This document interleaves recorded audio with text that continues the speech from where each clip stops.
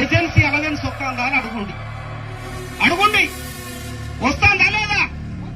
మరి వచ్చినప్పుడు ఇక్కడ ఏజెన్సీ సర్టిఫికేట్ ఆర్టికల్ 342 ప్రకారం నా ఆదివాసులకు ఎందుకు ఇయ్యరు? ఏజెన్సీ సర్టిఫికేట్ నా ఆదివాసులకు ఎందుకు ఇయ్యరు?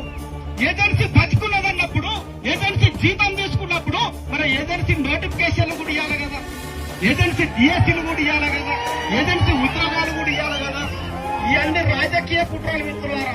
చేతులు కట్టుకోని కొండలలో మనం పట్టుకున్నంత సేపు అమాయకులు చేసి ఆడుకుంటారు.